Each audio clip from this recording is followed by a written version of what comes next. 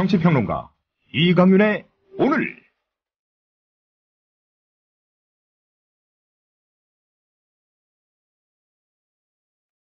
안녕하십니까, 이강윤입니다. 12월 31일 수요일 시작합니다.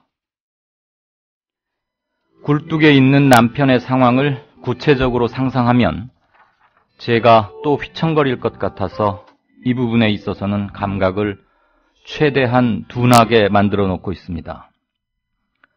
우리 쌍용차 해고자들의 마음이 공장 안 동료들과 회사에 닿기를 간절히 기도하고 있습니다. 여러분께도 부탁드립니다. 힘내세요 라는 말을 자주 듣는데 계속 그 말을 듣는 사람 입장에서는 조금 벅찰 때도 있습니다. 힘내라는 말도 감사하고 좋지만 그보다는 지켜보겠다, 응원하겠다, 함께 하겠다는 말로 바꿔주셔도 좋을 것 같습니다. 70m 상공 굴뚝에서 호소 중인 금속노조 쌍용차 지부 이창근 정책기획실장의 아내 이자영 씨가 엊그제 보낸 편지의 한 대목입니다. 한 해의 마지막 날까지 이런 말씀을 전하게 돼서 안타깝고, 저는 이렇게 따뜻한 실내에서 방송하고 있다는 것 그 자체만으로도 미안해집니다. 새해는 그저 복 많이 받으시라는 습관성 덕담 몇 마디로 오는 것은 결코 아닐 겁니다. 우리 모두 상식 속에서 함께 사는 세상 진심으로 소망합니다. 잠시 후 시작합니다. 이웃나라 일본 연금제도는 어때? 2012년 기준으로 일본은 모든 국민에게 기초연금 77만 원을 지급하고 노동자에게는 별도로 후생연금 208만 원을 주고 공무원들에게는 공무원연금 282만 원을 지급한대. 그럼 국민들에게는 기초연금 77만 원에 208만 원을 더해서 285만 원을 주는 거네. 그렇지. 일본은 공적연금만으로 노후생활 70%를 책임져 주는데 우리나라는 사적연금과 국민연금 모두 합해서 노후생활 보장률이 30%밖에 안 돼. 그래? 우리나라와 일본 차이가 많이 나네? 국민 여러분, OECD 국가 중 공적연금 수준이 가장 낮은 나라가 일본입니다. 공무원연금을 낮출 게 아니라 국민연금을 공무원연금 수준으로 높여야 합니다. 공적연금 강화, 국민 여러분과 함께 만들어가겠습니다. 전국 공무원 노동조합. 부장님, 대리운전은 뭐 부를까요? 아, 대리운전 블랙박스 주는 1800-6606 대리운전이 있지 않은가? 아, 20회 이용시 블랙박스를 주는 1800-6606 블랙박스 대리운전이요? 그럼 검색창에 블랙박스 대리운전을 검색해보게. 홈피에는 다양한 상품들도 있다네. 저기 부장님, 블랙박스 대리운전에서는 국민TV에 후원도 한다면서요. 자네도 블랙박스도 주고 후원도 하는 1800-6606 이용하게. 역시 1800-6606.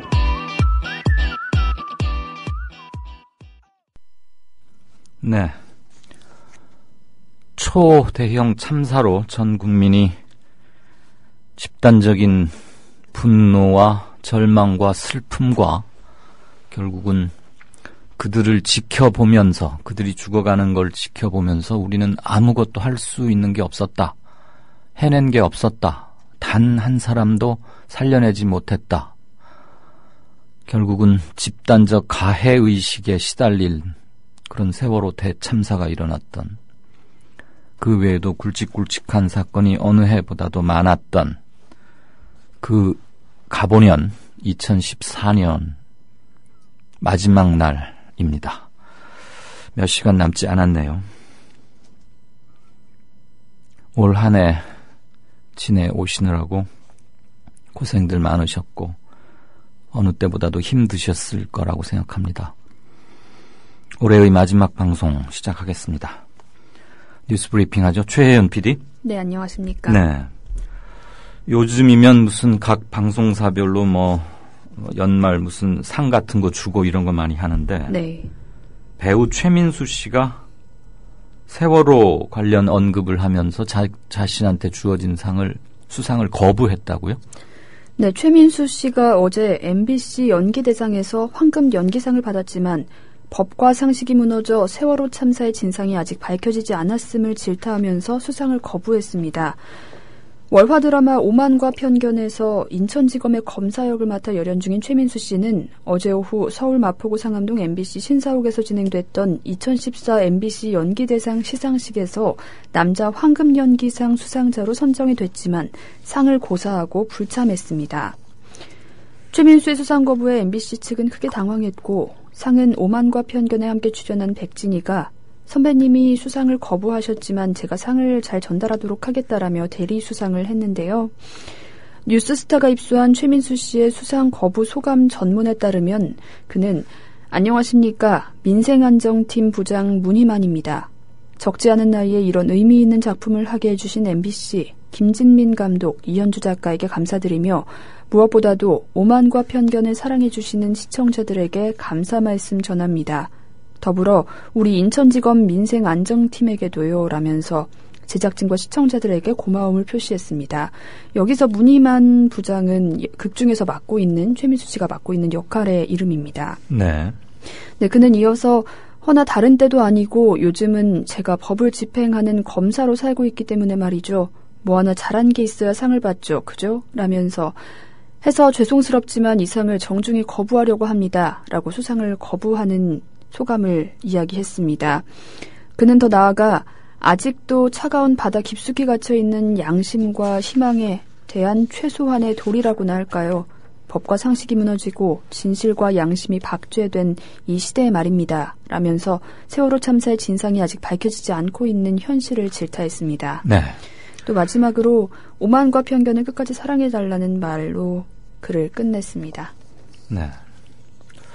계속해서 사고 소식이 들려가지고 불안이 커져가는데 뭐 싱크홀부터 시작해서 뭐 건물 내 주차장 누수 이러더니 이번에는 또 제2롯데월드 지하 주차장에서 대규모 아주 커다란 균열이 확인이 됐다고요?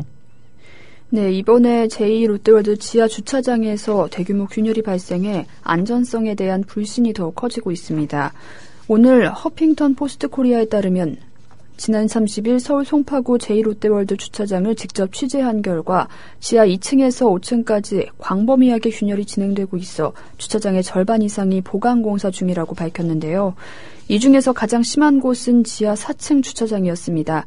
지하 4층의 경우 Y2, Y3, X3, X4, X5를 시작으로 K2부터 K5 라인까지 모두 42개 구획이 모두 균열이 가 있는 것을 확인했고요. 한 구획당 평균 6대의 차량을 주차한다는 점을 고려했을 때 약 240대가량이 주차할 수 있는 공간이 모두 균열이 간 것입니다. 이는 전체 면적의 절반가량으로 볼 수 있습니다. 또 지하 3층의 균열도 심각합니다. 24개의 구획에 출입이 금지돼 있고 현재 약 160여 대의 차량이 주차를 할 수 없습니다. 지하 5층의 경우에는 11개 구획이 균열이 가 있는 상태고요. 75대의 차량이 주차를 할 수 없습니다. 지하 2층 여성 전용 주차장의 경우는 균열이 그나마 가장 작은 편이었다고 합니다. 네. 네, 현재 제2롯데월드 측에서는 에폭시 등을 이용해서 주차장의 균열을 임시 보강 공사하고 있는 상태인데요. 그러나 전문가들은 건물이 정상적이지 않다고 지적을 하고 있습니다. 안형준 건국대 건축공학과 교수는 사진과 동영상으로 살펴볼 때 처짐량이 과다하다며 이걸 체크하기 위해서는 정밀 안전진단을 실시해야 한다고 말했고요. 이수곤 서울시립대 토목공학과 교수는 석촌호수를 비롯해 제2롯데월드 주변 지반과 지하수 등에 복합적으로 무언가가 얽혀있을 가능성을 제기했습니다. 네. 정밀 안전진단은 시에서도 실시하기로 했고 롯데에서도 받겠다고 했으니까 네. 새해 들어서는 뭐 당연히 이 수순이 진행될 텐데 오늘 이런 문제 제기에 대해서 롯데 측은 뭐라고 말하고 있습니까? 네, 롯데 측은 지하주차장 바닥 소재 몰탈에서 얼마든지 일어날 수 있는 문제라고 일축을 했고요. 네.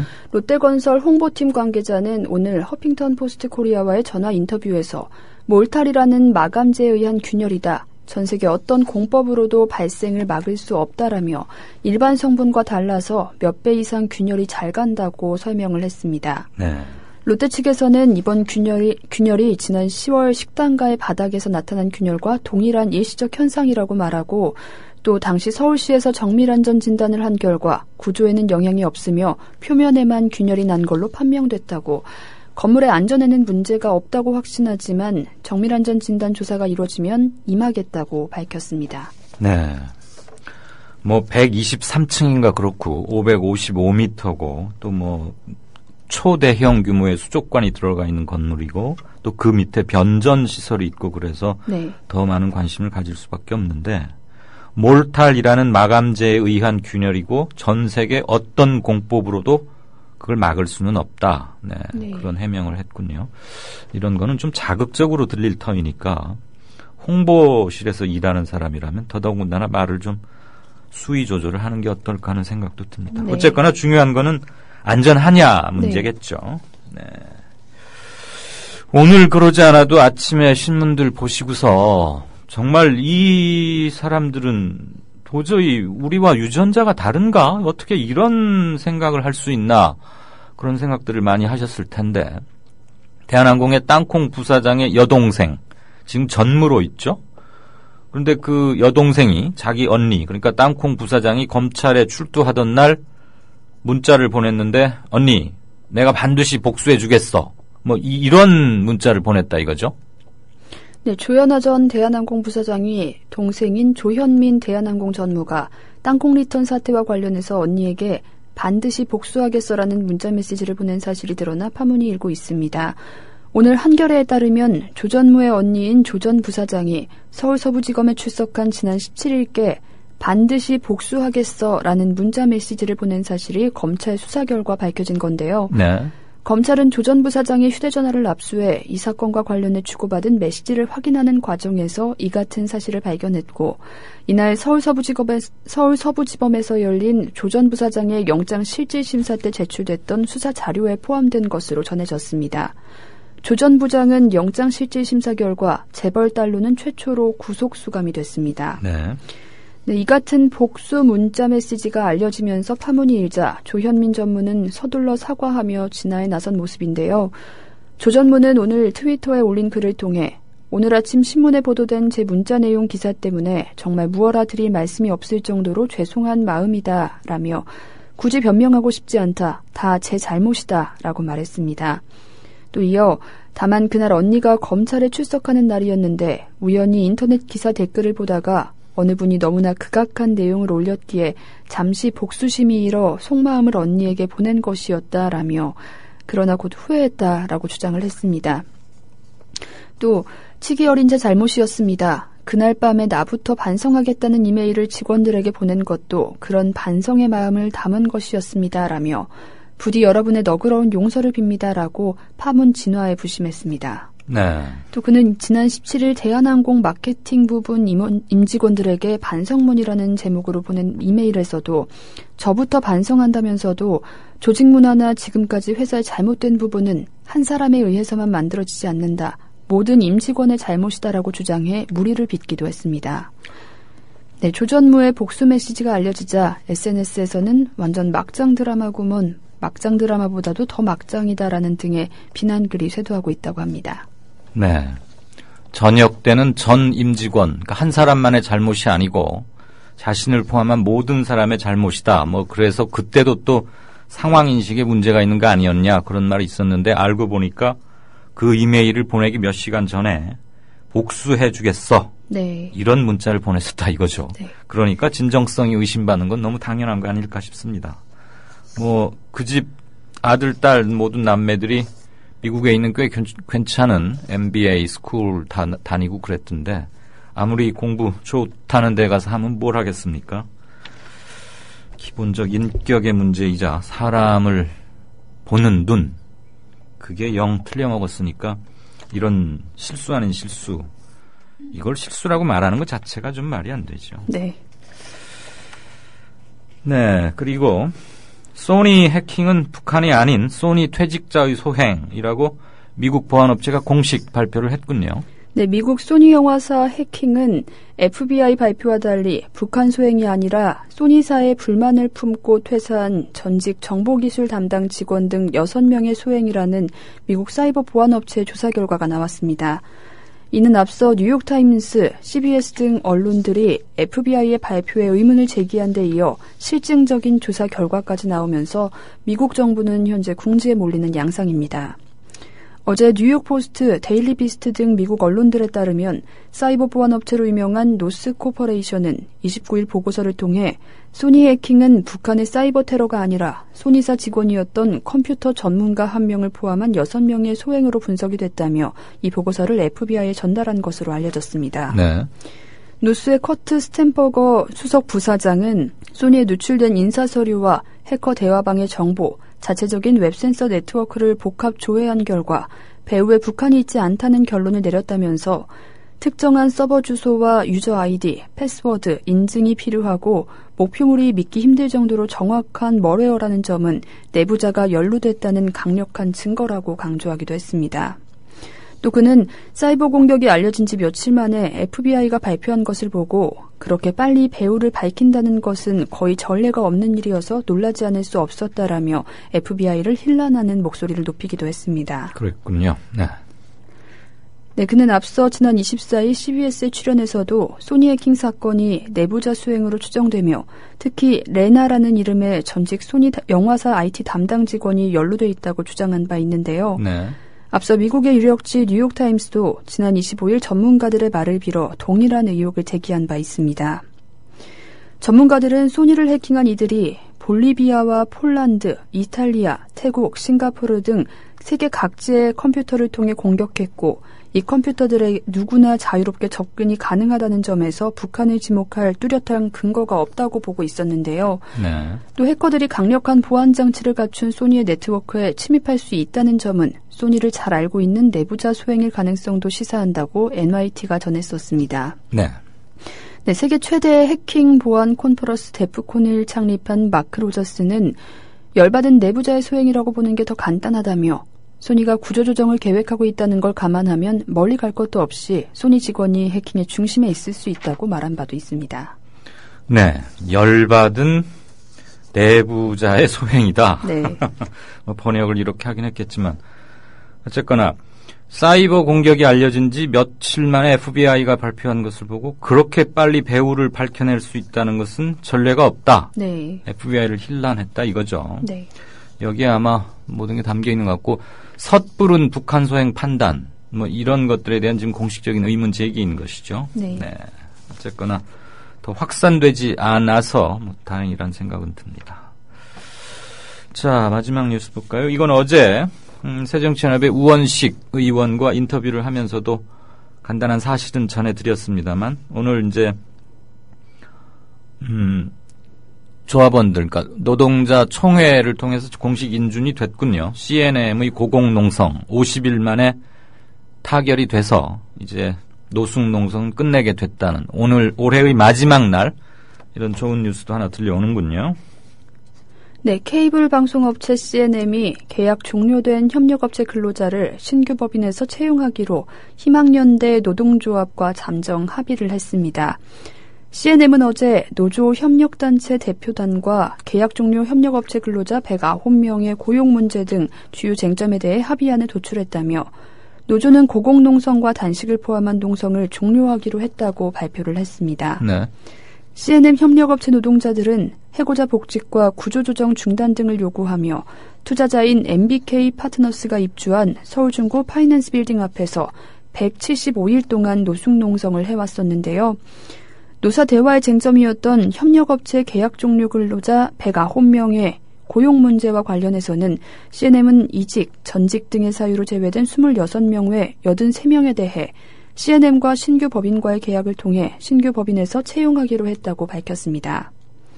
CNM과 노조는 또 신규 법인의 조기 정착을 위해 필요한 사항을 지원하되 구체적인 지원 방안과 규모 등에 대해서는 별도로 협의하기로 했습니다. 네.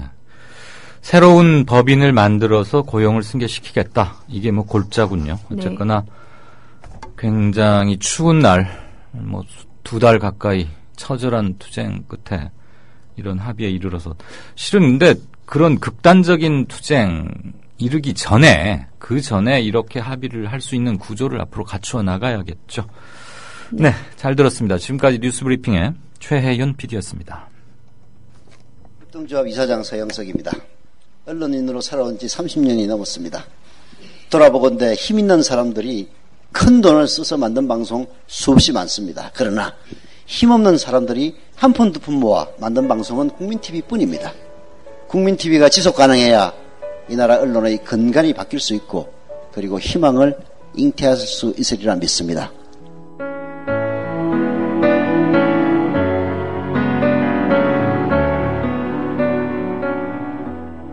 월 11,000원의 조합비 납입. 조합원 여러분의 많은 동참을 바랍니다. 자동납부는 미디어협동조합 홈페이지 국민.tv 또는 서울전화 3144-0933, 서울전화 3144-7737로 신청하실 수 있습니다. 여러분들에게는 언론혁명으로 그래서 자부심으로 보답하겠습니다. 네, 5시 52분 됐네요. 오늘 진짜 인터뷰, 올해의 마지막 인터뷰가 되겠습니다. 고민 끝에 세월호 가족대책위원회 유경근 대변인 연결해서 여러 가지 얘기라기보다는 세월호 참사가 일어났던 그 마지막 날을 보내는 여러 가지 소회, 그리고 진상규명위원회 이제 연초면은 공식 출범하고 활동에 들어갈 텐데 위원회에서 가장 역점을 두어야 할 사항, 이런 것들에 대한 세월호 가족 측의 얘기 들어보겠습니다. 유 대변인께 하고 싶으신 말씀 또는 질문할 거 있으시면 앞에 이렇게 샵을 쓰시거나 또는 괄호를 묶어서 진짜 인터뷰 또는 그냥 인터뷰라고만 쓰시더라도 그렇게 올려주시면 제가 찾고 정리하는데 조금 더 수월할 것 같습니다. 견해 많이들 주시고요. 최민수 씨의 수상 거부. 이게 또 때가 때이니만큼, 그리고 최민수 씨의 인기하고도 좀 관련이 있겠죠. 실제로 만나서 얘기를 나눠본 최민수 씨는 허세라기보다는 순수함 그 자체, 그런 걸 좀 개인적으로 느꼈다. 오케이 마린께서. 그러니까 이번에 그 수상 거부도 그냥 객기나 폼으로 하는 그런 게 아니라 원래 그런 사람이다, 이런 얘기죠. 한때는 그 반항아이자 터프함 이런 거의 상징이기도 했죠. 지금도 오토바이 타고 다니는지 모르겠어요, 이 최민수 씨. 그래요. 물잡이님께서는 수사 공조를 강조하더니 북한 탓하는 거, 북한 소행일 것이다, 이렇게 넘겨짚거나 이런 것도 공조를 하기로 했었던 게 아니냐. 네. 로니님, 이강윤 앵커 한 해 수고하셨습니다. 늘 카랑카랑하고 또박또박 얘기해 주셔서 듣기 편했고 평론도 잘 들었다고. 감사합니다. 제가 오히려 고맙다는 말씀을 드려야 되는데 이따 드리죠. 들어주셔서 고맙습니다. 너무 이렇게 발음이 떡떡 끊어져서 좀 듣기에 거북하거나 그러시지는 않을지 가끔 걱정됩니다. 제가 저희 아이하고 얘기를 하다 보면 가끔 그런 말을 하거든요. 아빠하고는 무슨 밥 먹으면서 편하게 얘기할 때도 좀 긴장된다고, 너무 똑똑 끊어져서. 그래서 저럴 수 있겠구나 싶은 생각. 아이가 아침에 그런 말을 하길래 생각이 났습니다.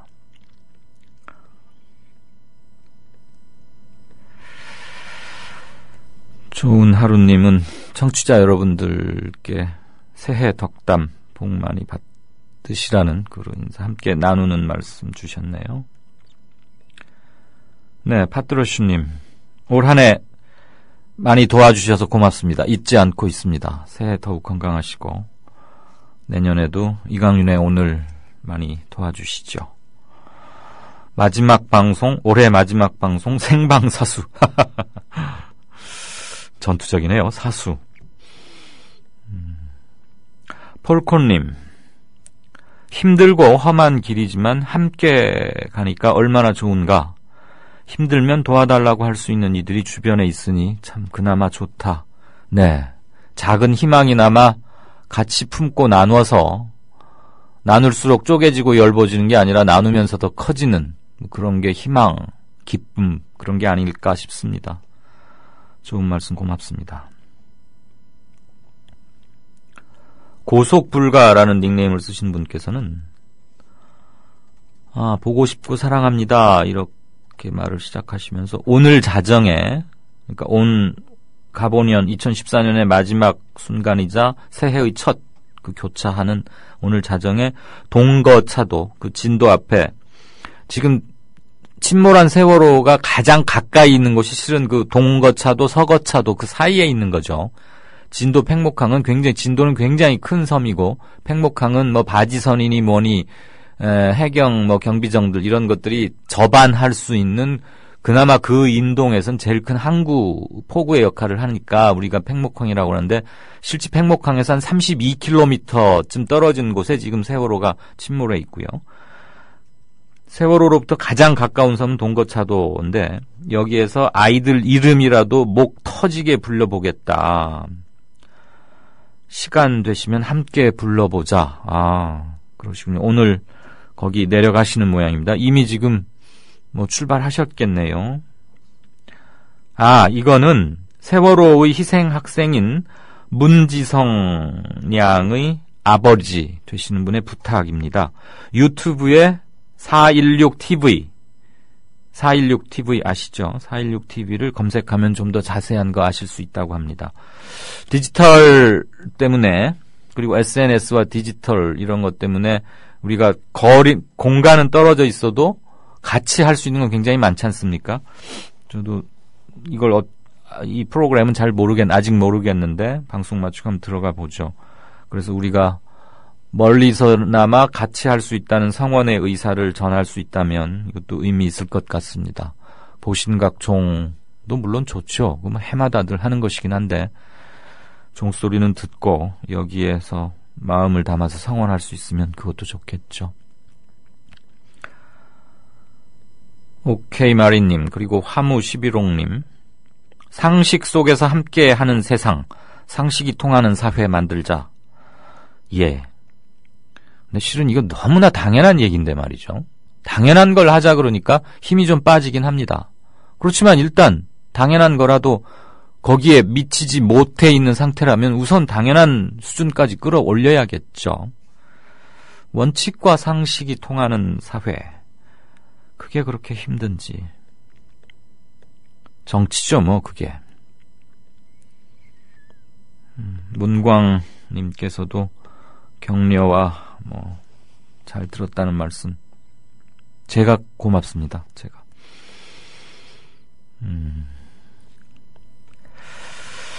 참 길고 힘든 한 해를 보냈네요. 허수님, 이강윤의 오늘 제작팀들 올 한 해 정말 수고 많으셨다. 새해 복 많이 받으세요. 이거 지금 막 프로그램 시작한 지 29분쯤 됐는데 계속 인사하는 분위기입니다. E=MC 제곱이라는 닉네임을 쓰시는 분, 이분 아마 물리학도신가요? 같은 말씀해 주셨고요.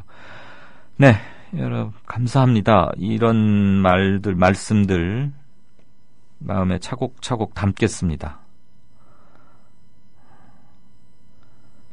여기 해가 넘어가는 연말에 한 줄기 빛이 시렸던 마음에 다가와서 따스한 온기가 됐다. CNM 노동자들의 소식을 시작으로 내년에는 희망의 노래가 울려 퍼졌으면 좋겠다. 쇠태우리님, 제주에 계시는 분이시죠?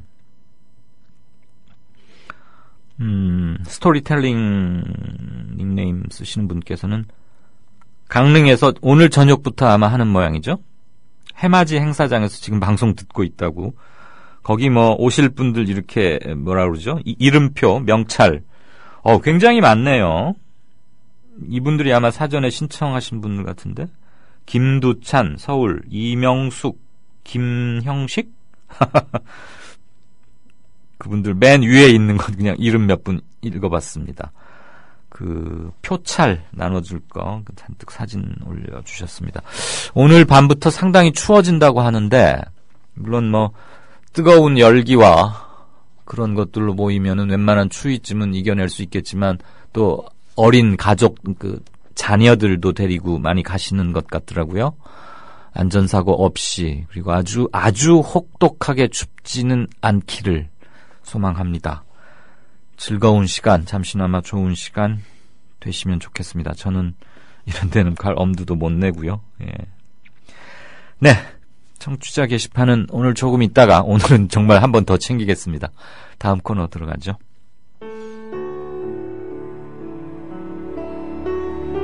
경남 거창에 사는 조합원 백함나무님.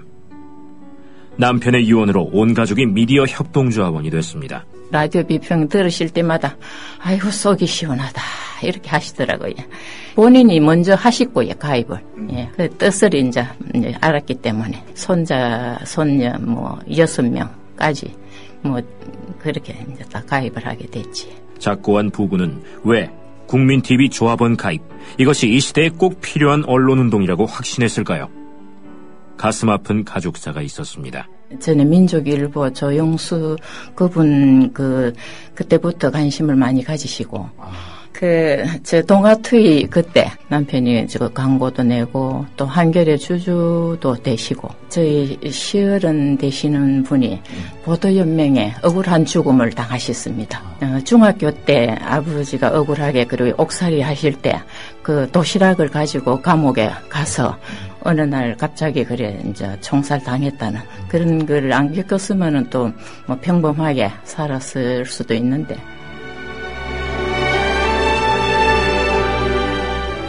여러분도 공정언론 건설에 함께하지 않으시겠습니까? 국민.tv 미디어 협동조합 홈페이지에 들어오셔서 조합원으로 가입해주세요.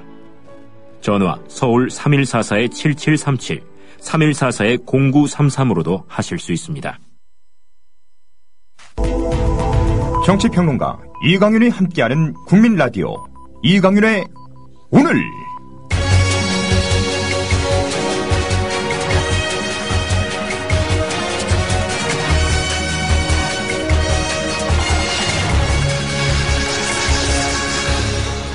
이강윤의 예리한 시각. 이제는 뉴스의 행과 간을 짚어냅니다. 네. 오늘자 아침 신문 중에 하나인데요.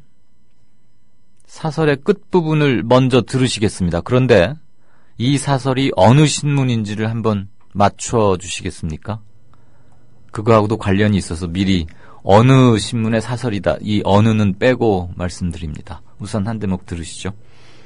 역대 대통령들마다 정권의 힘이 빠지기 시작하는 임기 3년차를 앞둔 시점에 여당 내 자기 세력부터 단속하는 것으로 권력 누수를 막아보려 했지만 대부분 허사였다. 박 대통령도 같은 의도로 이번 청와대 모임을 가졌다면 전직들과 다른 결과를 얻기 힘들 것이다. 친박계가 청와대 회동 며칠 뒤 김무성 대표의 당내 인사에 제동을 걸고 30일엔 의원 40명이 공개적으로 송년회를 열어 세를 과시했지만 그것이 대통령의 국정 운영에 얼마나 도움이 될지는 미지수다. 박 대통령은 친박, 비박, 여야를 가리지 않고 정치권과의 접촉을 늘림으로써 이번 회동이 불러온 오해와 논란들을 불식해야 한다.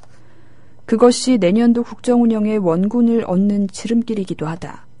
국정을 제자리로 돌려놓으려면 대통령부터 보다 개방적이고 통합적인 리더십으로 변해야 한다. 국민들은 이제 이런 주문을 하는 것 자체를 지겹게 여기기 시작했다. 네.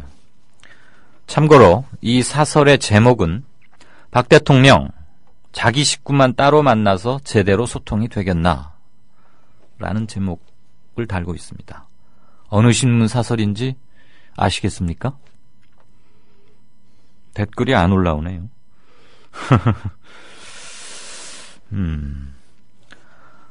국정을 제자리로 돌려놓으려면 대통령부터 개방적이고 통합적 리더십으로 변해야 한다. 국민들은 이제 이런 주문을 하는 것 자체를 지겹게 여기기 시작했다. 이게 들으신 마지막 문장이자 이 사설의 끝 문장이기도 합니다.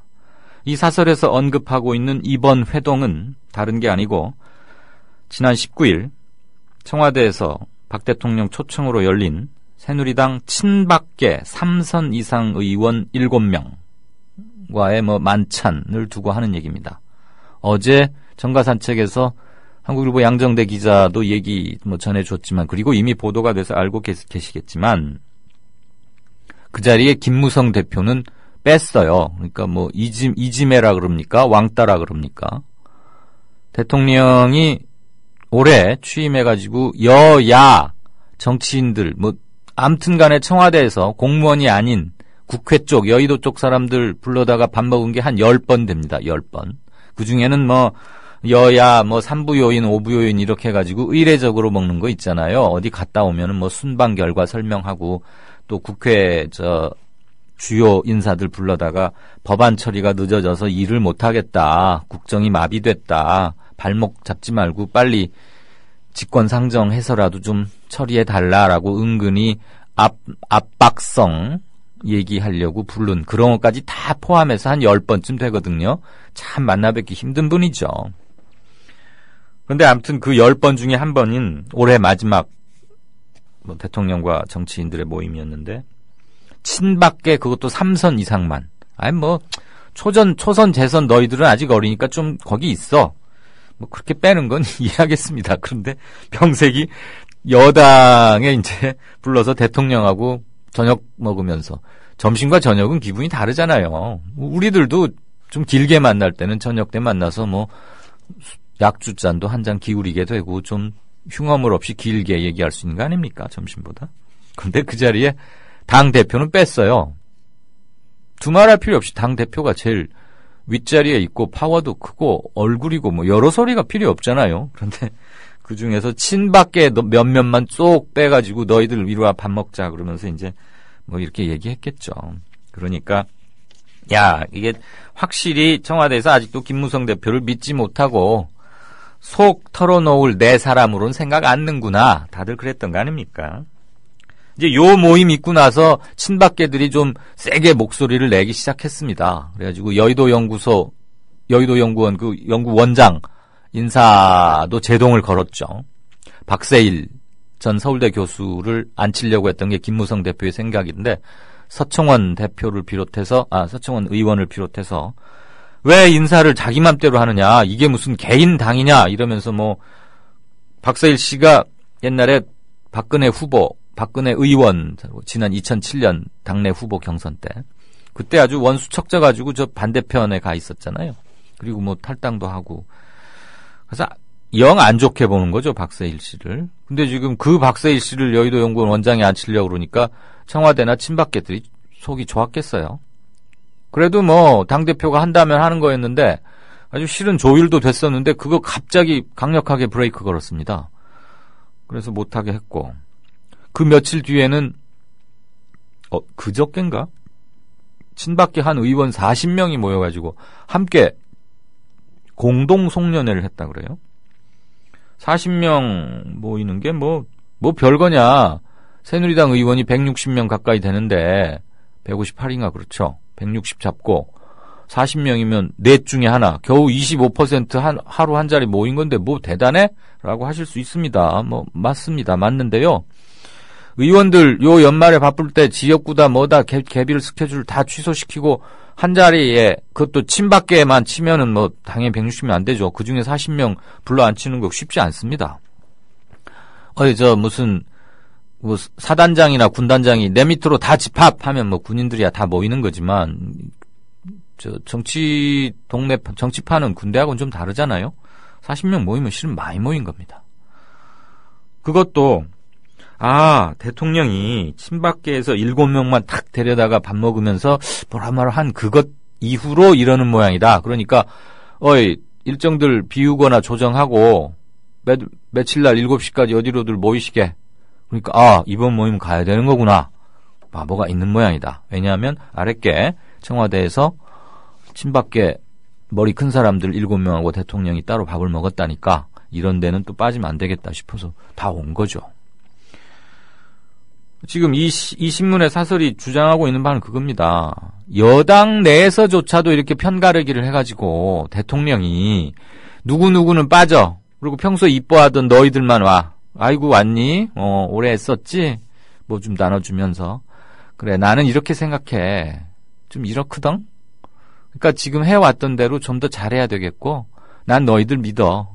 자 믿을 게 우리밖에 더 있겠어? 이대로 가자고. 설마 이러지 않았겠죠? 그냥 제 추측입니다. 그래서 지금 이 신문의 사설은 그걸 싫다는 겁니다. 왜 그렇게 편협하게 속 좁게 하느냐. 여당 내부에서도 편가르기 하지 말라. 여당이라도 껴안고 가고 야당한테도 좀 마음을 열어라. 이겁니다. 그래서 마지막 문장이 국민들은 이제 제발 소통 좀 해라. 통합적인 모습 좀 보여라. 이런 주문하는 것 자체를 지겹게 여기기 시작했다고 그러는데 지겹게라는 단어를 써서 조금 눈길이 갔습니다. 예, 봄비님, 파트리오슈님 많이들 많네요. 조선일보입니다. 조선도 보긴 봐야죠. 이건 이렇게 논쟁적이거나 제가 이것을 핀세트로 해부하듯이 그러려고 골랐던 건 아니고요. 조선조차도 이런 논조를 펴고 있다. 아직 임기 2년도 정확히 안 됐죠. 내년 2월 25일인가 돼야 만 2년 되는 거 아닙니까? 한 2달 남았는데, 그러니까 한 22개월쯤 됐는데 정권 운영 방식, 국정 담임 세력의 쉽게 말하죠, 그냥 청와대 박근혜 대통령의 통치 스타일. 통치라는 말 자체가 실은 문제가 있는 겁니다. 지금 무슨 전제 군주입니까? 말이 앙뚜아네트입니까? 무슨 봉건 영주입니까? 뭡니까? 전제 군주도 아니고. 정치 이렇게 하지 말라. 그 얘기죠. 이게 출범 초부터 나왔던 얘기인데 2년째 같은 사설 쓸라니 지겹기도 했겠죠. 결국 대통령의 상황 인식이 대단히 문제가 많다. 세월호 참사를 겪고도 달라진 거 하나도 없다. 그때 그냥 눈물 한번 흘렸고 유가족들한테 다 내 책임이라 그랬고 손 잡았지만 그 이후로 청와대와 정부, 행정부 수반으로서의 국가 원수로서의 책임은 쏙 빠져버리고 진영 논리로 치환시켜서 여야 간에 또는 진영과 진영끼리 싸우게 하고 유가족을 편들면 내 편이 아니고 유가족을 공격하거나 유가족들더러 그만 이제 제발 그만 좀 하자. 세월호에서 좀 벗어나자라고 말하는 것은 내가 데리고 갈 수 있는 내 편이고 이렇게 편 딱 갈라버렸잖아요. 자식 잃고 가족 잃고 그래서 가슴에 소금 뿌린 그 쓰라린 가슴을 갖고 있는 사람들한테 네 편 내 편 이마에 딱지 붙여서 레테로 효과 있죠. 정말 잔인하고 말이 안 되죠, 한마디로. 이제 그런 거 그만하라고 주문하는 겁니다. 글쎄요. 대통령께서 어떤 기준에 의해서 취사 선택된 정보를 어떤 라인을 통해서 누구에게들 물론 보고는 여러 채널 다 하고 있을 겁니다. 민정에서도 하고 비서실장에서도 하고 문고리 3인방에서 아직도 필터링 역할을 어디까지 하는지는 모르겠는데 누구 거에 더 많이 의존하고 있는지 모르겠지만 현재와 같이 지금껏 22개월째인 오늘에 이르도록 이 방식대로 하면은 앞으로 3년도 안 봐도 비디오일 테니까 조선일보가 보다 답답해서 한마디 한 겁니다. 이런 말 하기 이제 지겹다. 그러니까 제발 좀 바꿔달라는 거 아닙니까? 조선일보가 어쩌다가 우리 입맛에 맞는 걸 써서 고른 게 아니고요. 대통령의 스타일에 대해서는 이구동성으로 생각은 다 다르더라도 이구동성으로 일치하고 있다. 그럼 최소 공약수란 얘기네요. 예, 궁합이 잘 맞는 곳이니까 조선일보의 이번 사설 청와대 중에 개중에 누군가는 귀담아 듣지 않을 것인가 않을까라는 생각은 해봅니다. 그러나 본질적으로 중요한 건 소통 그 자체 그거는 당연한 거군. 너무 당연한 것. 중간지대로 오는 제발 중간지대로 와달라는 것은 생각이 다른 사람들 사이에 얘기를 하기 위해서 취해야 할 사전 필수 완료 행위인 겁니다. 그게 목표가 되어서는 안 되고요. 중간 회담장까지 오는 것을 무슨 그게 목표입니까? 남북이 판문점에서 만나기로 했으면 판문점에 와서 착석하는 건 기본인 거죠. 거기서 무슨 얘기를 해 나가느냐가 실질적인 문제인데 지금 이건 내가 판문점에 갈 테니까 당신도 꼭 판문점까지 나와주세요. 꼭 와야 돼. 이걸 부탁하고 있는 겁니다.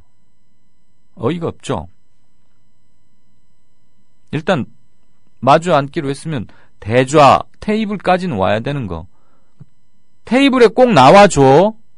데이트할 연인 후보에게 전화 걸어서 나오시는 거 맞죠?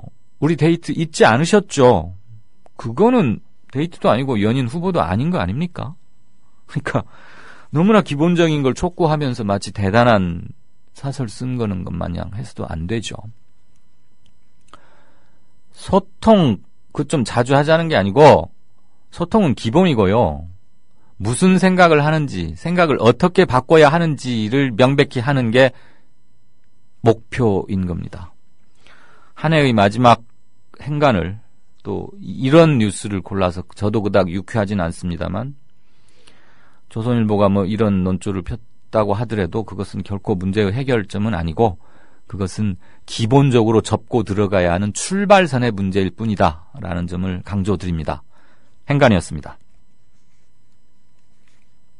네, 전주에 오신다고 권고를 내셨더라고요. 그래서 식사를 대접 한번 했으면 좋겠다라고 하셔서 흔쾌히 제가 식사 준비는 하겠다라고 말씀을 드려가지고 세월호 유가족이 6.5kg의 십자가를 들고 안산에서 진도로, 진도에서 대전으로 가던 길.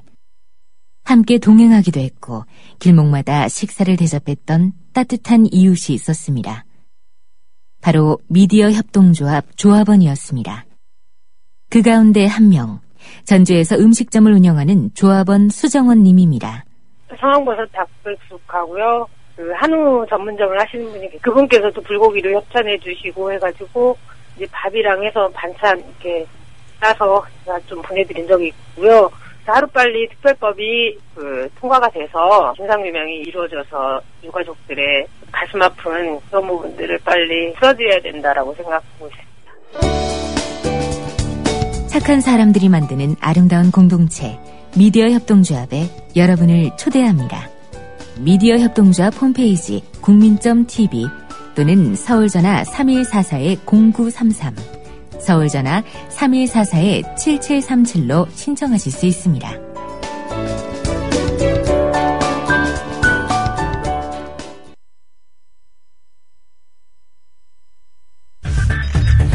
이강윤의 오늘 이제는 정가 산책으로 함께합니다. 정치권 동향 생생하게 풀어드릴 분은요. 네, 한국일보 양정배 기자 안녕하세요. 네, 안녕하세요.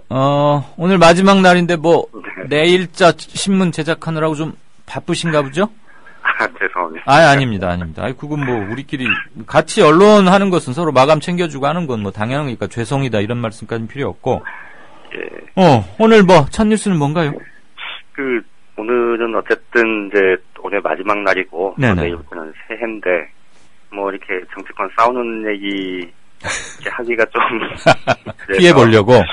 네, 좀, 다른 거를 좀 찾아봤는데, 아이템이 잘 안 보이네요. 그렇다고 우리가 없는 걸 만들 수 없잖아요.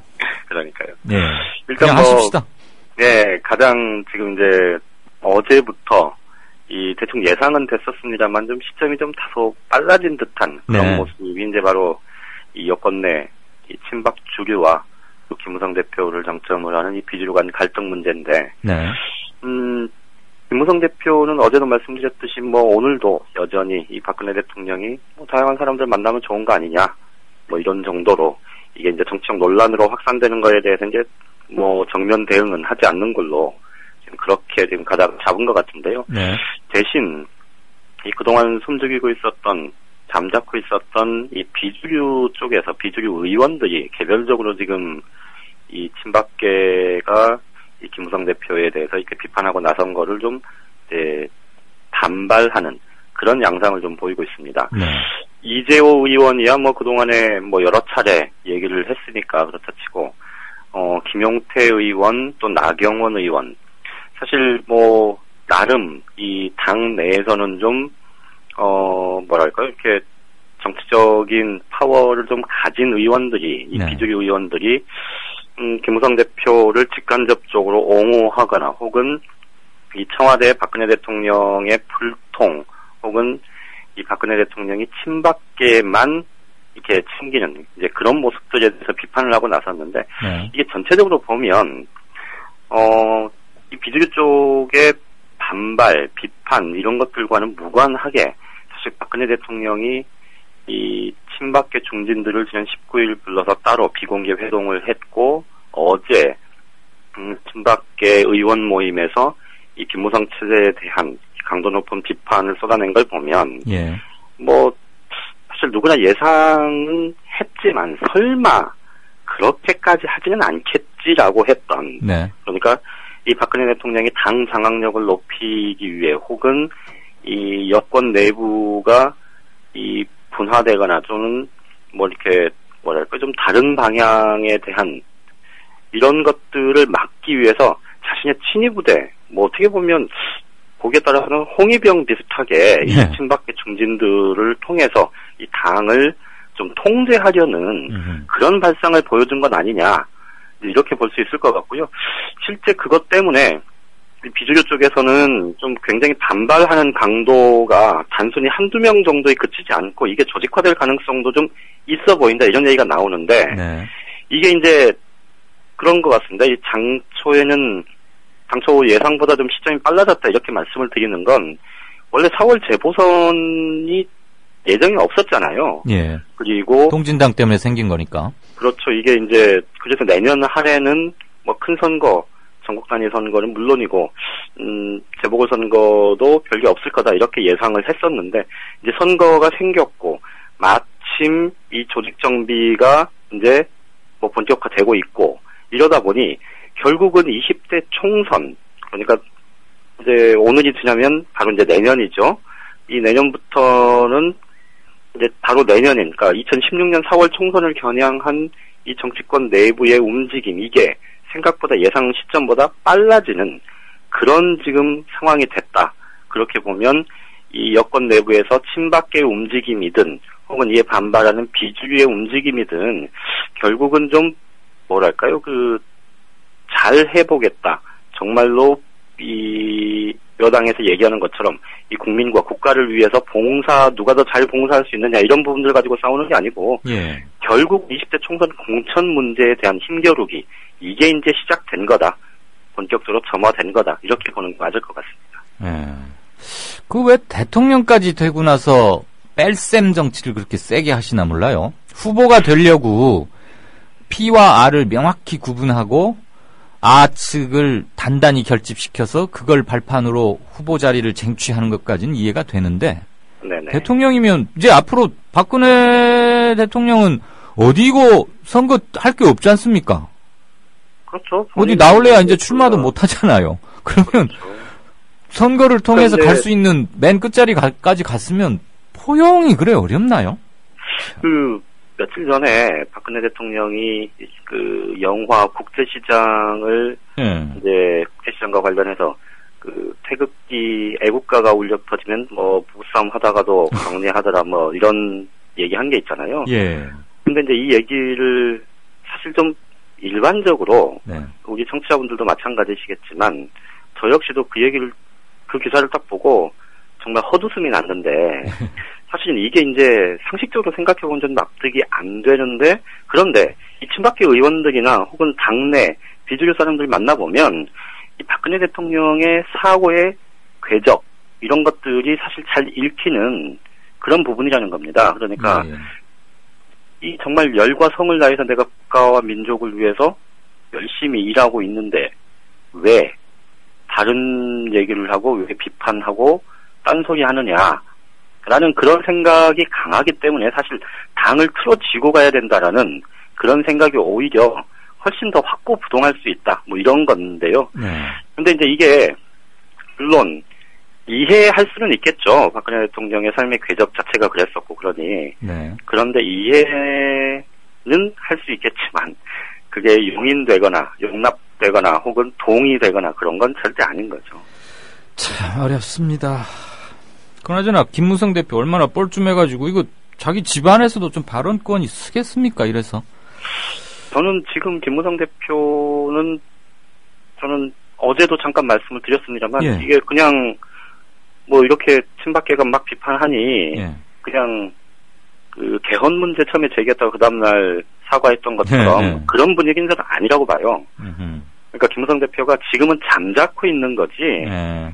그쪽에서 얘기하니까 그냥 뭔가 해보려다가 속 들어간 그런 상황은 아닌 것 같아요. 아, 그냥 보고 있는 거다. 예. 자, 오늘 올해의 마지막 정가 산책 코스는 어디입니까? 두 번째. 올해 마지막 정가 산책과 관련해서 정가 산책에서 이 청취자분들한테 드릴 말씀 한 가지는요. 네. 좀 내년에 예. 좀 이 사람을 좀 주목해 보면 어떨까요라는 제안을 좀 드리고 싶은데요. 누구죠? 일단 여권에서는 김무성 대표 그리고 유승민 의원 네. 이 두 사람을 좀 눈여겨 보셨으면 좋겠어요. 어허. 이 두 사람이 뭐 대권 후보로 가는 그 길이 탄탄해질 수도 있고 혹은 뭐 유승민 의원 같은 경우는 원내대표가 안 될 수도 있겠지만 네. 이 두 사람은 한 명은 이제 정치적으로 이미 많은 대중들에게 알려져 있는 지금의 새누리당 대표인데 이 박근혜 대통령 하에 여권의 이 답답함 이 틀을 김무성 대표라는 이 정치인 김무성이 뚫고 나갈 수 있을지 그리고 그 과정에서 여권의 권력 지도에 일부 변화가 있을 거기 때문에 네. 이 김무성 대표의 움직임은 이 일반적으로 여당 대표가 갖고 있는 정치적 무게감을 떠나서 어떤 정치인 김무성은 좀 주목을 해볼 필요가 있을 것 같고요. 예. 또 다른 한 사람은 제가 유승민 의원을 말씀드렸는데 여권 내에서 사실 정통 보수의 보수적인 색채 이런 것들까지 감안을 하면 정통 보수에 가장 가까우면서 사실 지금 당 내에서는 친박의 범위 내에 이렇게 적극적으로 포섭되지 못하고 네. 그렇다고 해서 이 비주류 얘기를 완전히 가지도 않는 좀 어정쩡한 상황이긴 한데 사실 이 정책 가능성 측면에서 보면 굉장히 좀 앞이 열려 있다 이렇게 보이거든요. 그러니까 원내대표가 되는 게 첫 관문이겠지만 설령 원내대표가 되지 않더라도 이 유승민 의원이 갖고 있는 일반 국민들에게는 많이 알려져 있지 않지만 예. 정치권 내부 특히 여권 내부에서 갖고 있는 그 무게감이 꽤 있거든요. 예. 그래서 정치인 유승민도 좀 주목을 해보시면 좋겠습니다. 야권에서는 누구를 좀 주목해봐야 되겠습니까? 아무래도 문재인 의원하고 네. 안철수 의원 두 사람일 텐데요. 아, 여전히 안철수 의원은 계속 우리가 봐야 되는 거죠? 그렇죠. 문재인 의원은 28 전당대회에서 당권을 거머쥐는 것뿐만 아니고 네. 당권을 거머쥔 이후에 당대표가 된 이후에 어떤 모습을 보여주는지 어떤 능력을 보여주는지가 이제 대권 가도의 이 청신효가 될지 적신효가 될지가 결정이 될 테니 결국은 문재인이라는 정치인이 자기의 모든 것을 걸고 이번에 당대표에 출마했다 이렇게 지금 출사표를 던지지 않았습니까? 예.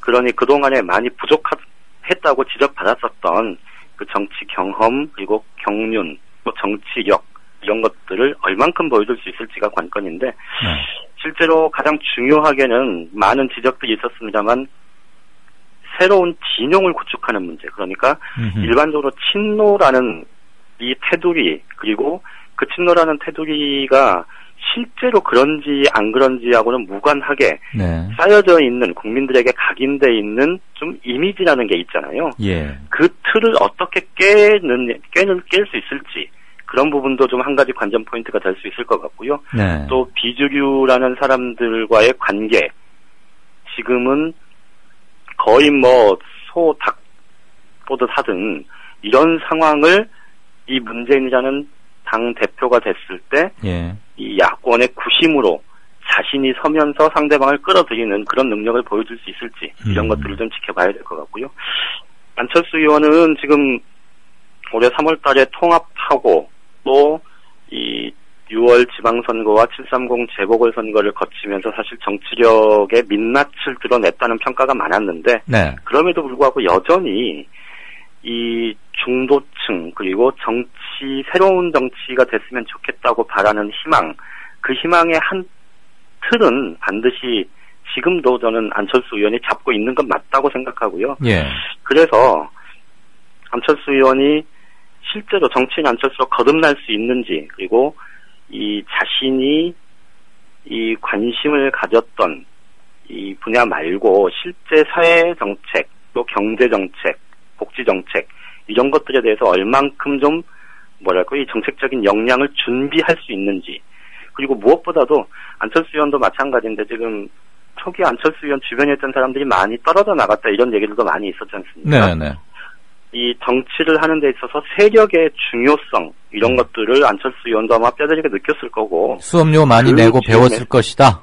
그렇죠. 그 점에서 어떻게 이거를 관리해내고 조정해내고 조직해낼지 이거 지켜보는 게 좀 하나의 관전 포인트일 것 같습니다. 그러면 몇 년 후에 2016년이나 17년 국면에서도 문재인, 안철수, 박원순 이 삼각구도나 그 변수는 여전히 고차방정식으로 풀어내야 한다. 뭐 이런 그렇죠. 얘기를 할 수 있겠네요. 잠정적 그렇습니다. 전망으로. 예. 예, 여기 게시판 보니까요. 이런 분도 계시네. 이강윤님, 양정대 부장님. 확실히 양정대 기자는 이제 여기선 부장인 겁니다. 승진이 너무 빨라서. 2016년 총선에 출마해가지고 금배지 달으랍니다. 그랬고, 양정대 부장님, 올 한 해 동안 양정대 타임에도 불구하고 함께 해줘서 고맙다. 새해 복 많이 받으시라는 어느 청취자분의 견해가 있는데요. 저도 이 인사에 묻어가겠습니다. 마지막 날까지 고마웠고. 참, 양정대 타임이 뭔 줄 알아요? 알죠. 오늘은 전화가 얌전하네요. 글쎄요, 그런가요? 자, 내일 하루는 푹 쉬시고 1월 2일 날 다시 보겠습니다. 새해 미리 인사하죠. 복 많이 받으시고 감기 들지 마십시오. 예, 청취자분들 새해 복 많이 받으십시오. 올 한 해 9달 동안 저와 고마웠습니다. 예, 고맙습니다. 네. 정가 산책, 지금까지 한국일보 정치부의 양정대 차장이었습니다. 2014년 참 다사다난했습니다. 네, 지금 배 상황입니다. 나 살고 싶어요. 왜 우리 아이가 죽었는지 밝혀주십시오. 약속을 지켜라. 엄청난 불장난을 누가 했는지. 통합진보당을 해산한다. 하지만 2015년 을미년 새해 다시 희망을 써야 합니다.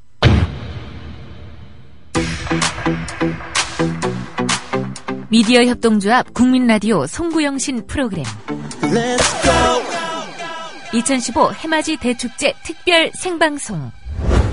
국민라디오는 12월 31일과 1월 1일 스튜디오를 강원도 강릉 주문진, 강릉 청소년 해양수련원과 그 앞바다로 옮겨 가는 해를 보내고 오는 해를 맞이합니다. 12월 31일 밤 10시부터 이튿날 새벽 2시까지 서영석 김용민의 정치 토크, 정영진의 불금쇼 공개방송이 해돋이가 이뤄지는 1월 1일 아침 7시 주문진 바닷가에서 을미년 새해가 밝았습니다 생방송이 여러분을 찾아갑니다. 2015년도 국민 라디오는 여전히 여러분의 희망이 되겠습니다. 뜨겁게 달려갈 거야.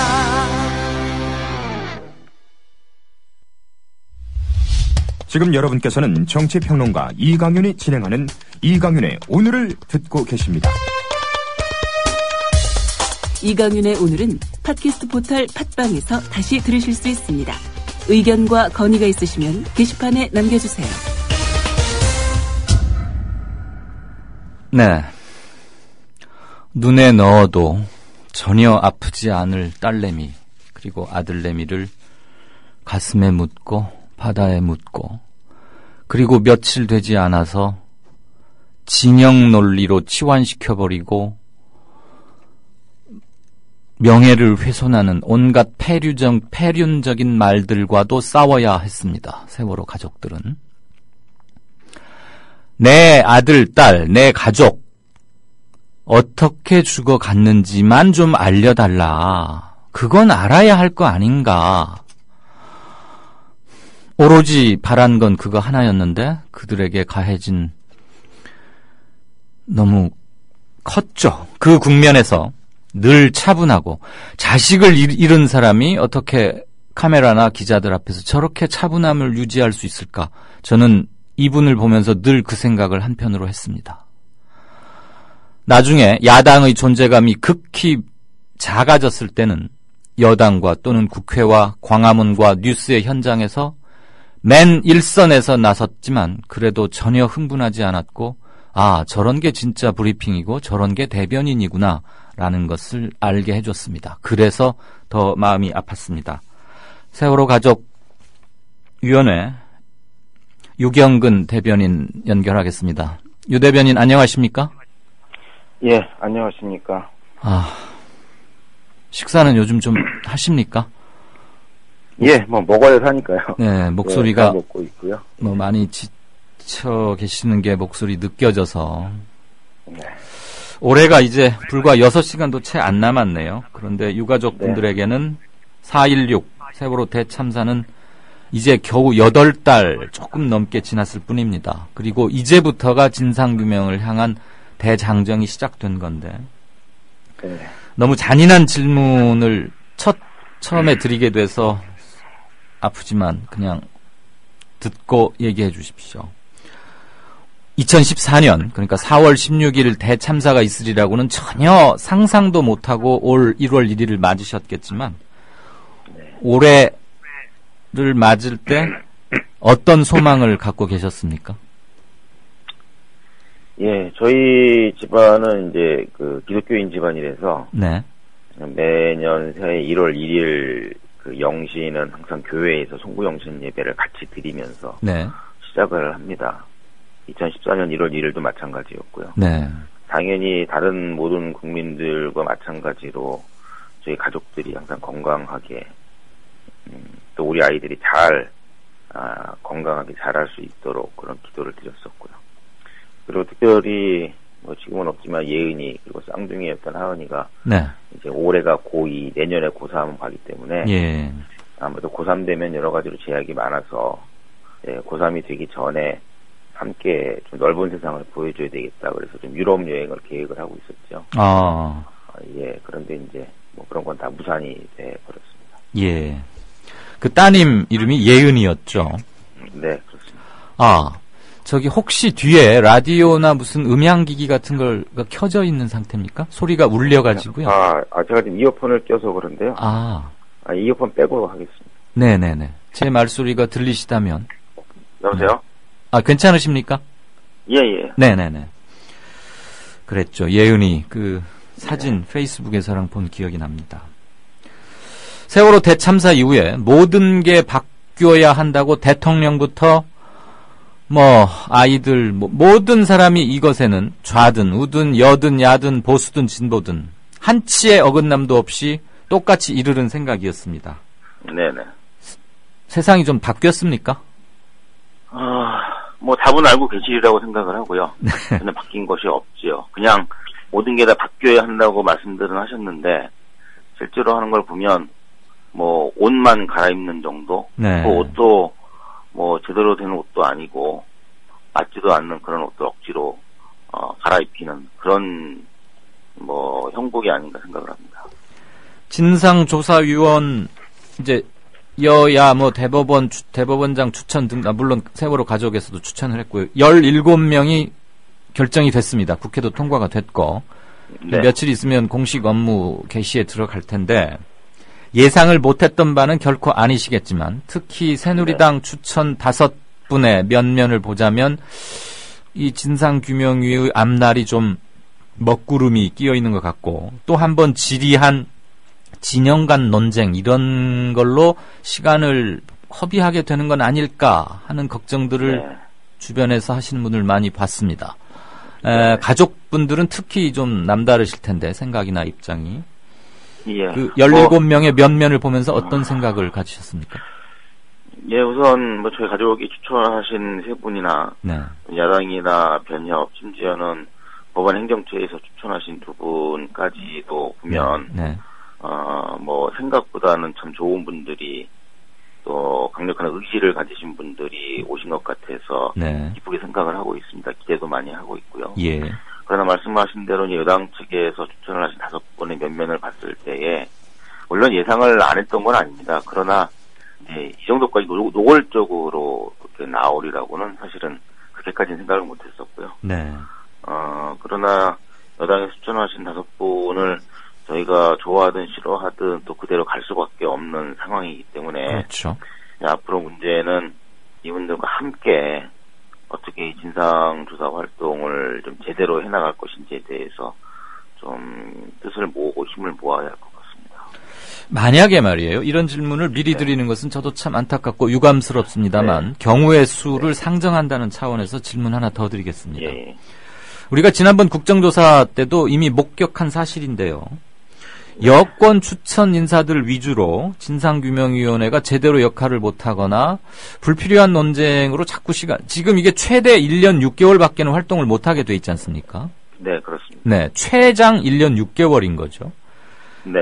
보장된 것은 1년에 불과하고 6개월을 늘리려면 다시 또 여야 간에 합의를 봐야 하는 게 있는데 지금 가족분들이 우리가 피해자로서 직접적으로 가서 뭘 핀세트나 들고 돋보기 들고 뭘 조사하겠다는 건 아니라고 이제 분명히 선을 그어 두셨지만 만약에 기대하는 바대로 진상규명위원회가 제대로 활동을 못하고 있고 시간만 지지부진하게 쓰고 있다라고 한다면 어떤 스탠스 어느 정도까지를 대응 요령으로 잡고 계시는지요? 사견이어도 좋습니다.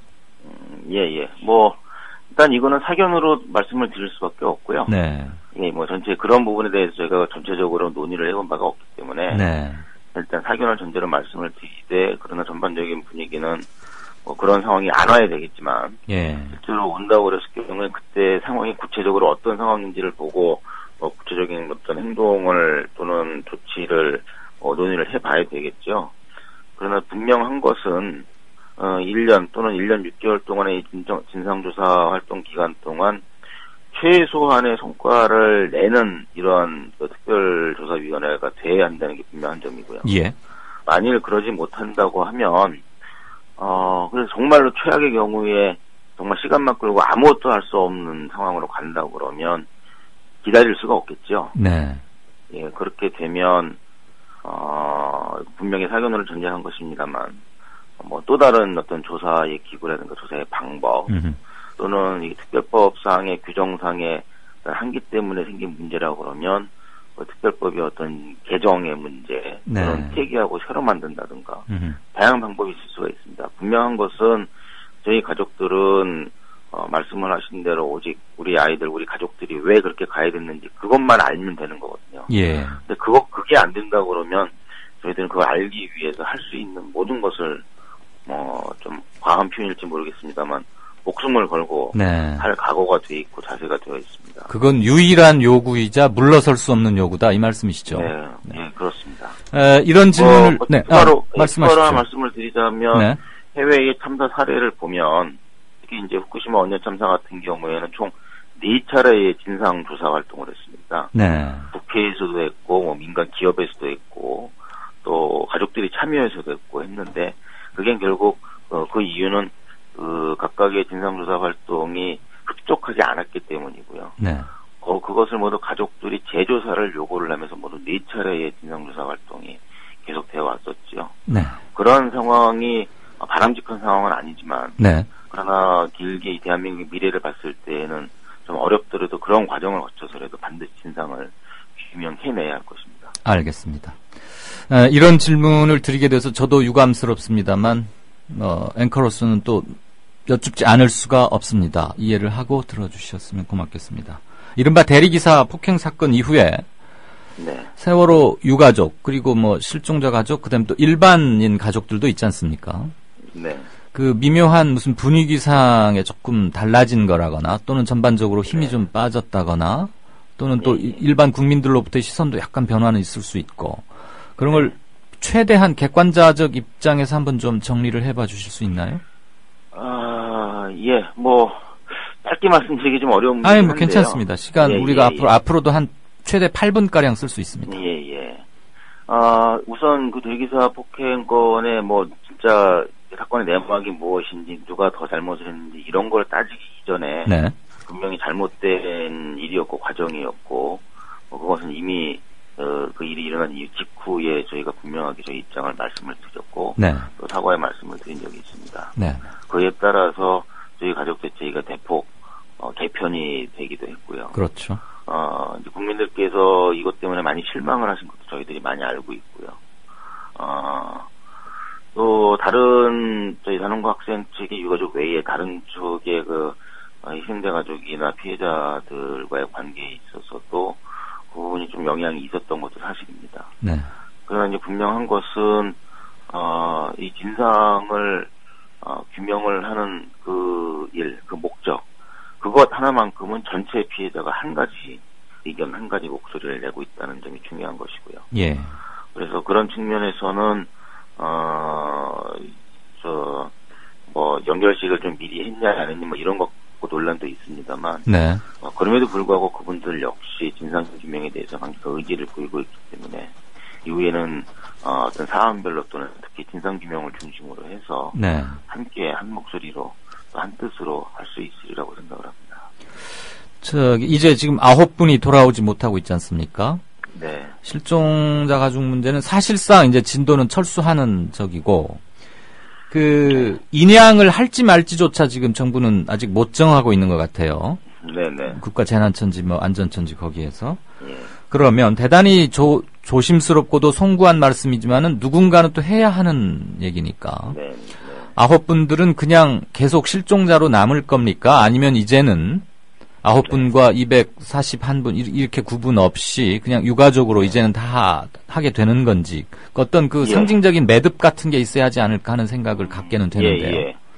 우선 그분들, 그러니까 9분의 실종자와 그 가족들을 뭐라고 표현을 해야 될까요? 좀 별도로 특별히 좀 저희들이 관심을 두고 또 지원을 하고 도와드려야 되는 건 분명합니다. 네. 그리고 특히 인양을 통해서 그 9분의 실종자가 모두 돌아올 수 있도록 이거는 반드시 해내야 될 일이고요. 네. 그러나 저희가 얼마 전부터 저희 유가족끼리는 특히 그 실종자라는 표현 자체를 쓰지 않고 있습니다. 그 이유는 뭐냐면 이 범대원 해체하고 인양 문제를 위해서 해수부의 인양 TF가 구성된 이후에 저희가 요구를 한 게 저희 그 유가족들이 그 인양 TF에 참여를 해서 같이 논의할 수 있도록 해달라고 요구를 했는데 바로 거절을 당했죠. 거절을 했던 그 해수부 쪽의 입장은 뭐냐면 지금 해수부 인양 TF에서 검토하고 있는 인양은 실종자 수습을 목적으로 하는 그런 인양의 가능성을 검토하고 있기 때문에 희생자 가족과는 관계가 없는 일이다. 관계없는 사람들이 왜 들어오려고 하느냐. 그래서 결국 실종자 가족과 희생자 가족을 자꾸 분리시키려는 이런 모습을 노골적으로 보이기 시작합니다. 9 가족하고만 얘기를 하겠다 이겁니까? 예. 근데 실질적으로 그분들하고도 얘기를 안 하죠. 예. 근데 그렇게 하기 때문에 저희가 결국 또 이 가족들을 또 분리하고 나누려고 하는, 갈라치게 하려고 하는 그런 의도인 것 같다라고 판단을 했고, 그래서 저희들은 그 이후부터 자체적으로 실종자라는 표현을 쓰지 않고요. 모두가 다 함께 같은 희생자이고 희생자 가족입니다. 단 구분을 짓기 위해서 저희끼리는 아직 돌아오지 못한 희생자 가족 이렇게 표현을 하고 있을 겁니다. 미귀환 희생자. 네. 혹시 그래서 이제 그런 말씀하십시오. 맞아.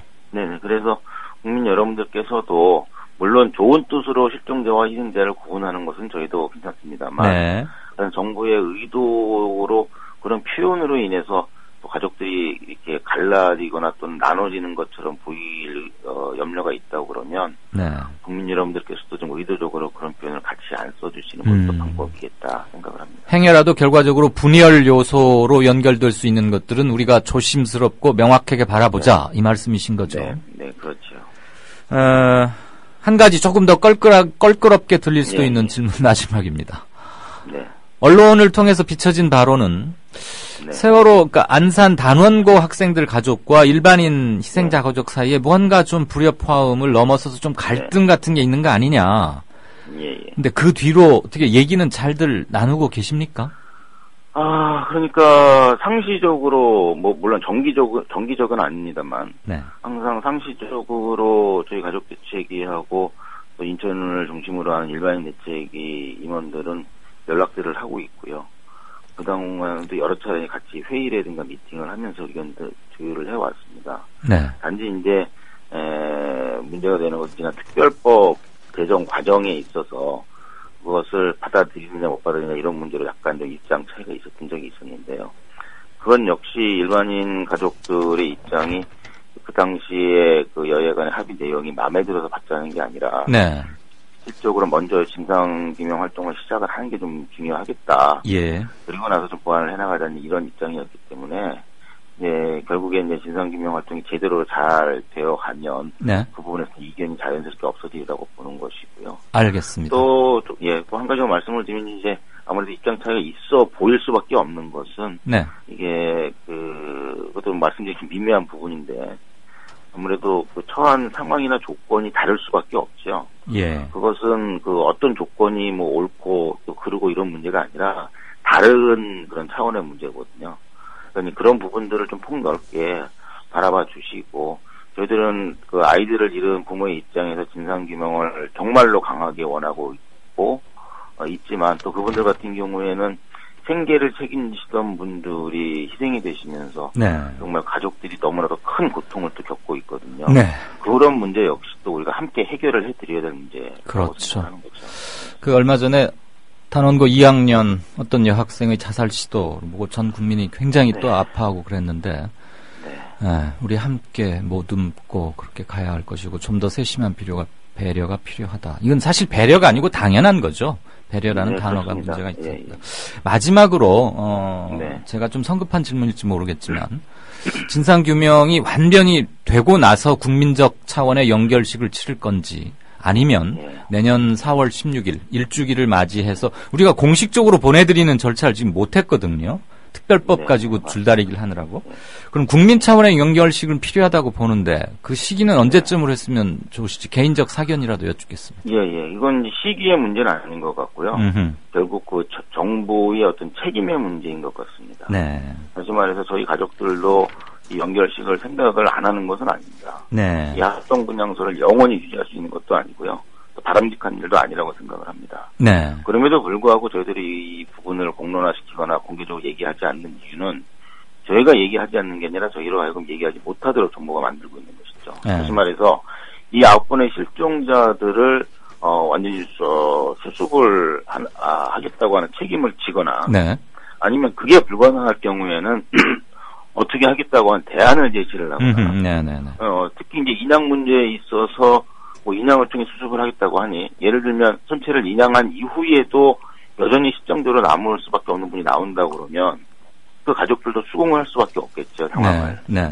그러나 이제 그런 부분을 전혀 대안도 제시하지 않고 계속 시간만 끌고 이런 게 있는 상태에서 결국 저희의 전체 연결식의 문제는 저희의 판단이 아니라 정부의 어떤 책임을 지는 모습으로 그 모습을 통해서 판단할 수밖에 없다. 이렇게 말씀을 드릴 수밖에 없고요. 알겠습니다. 예.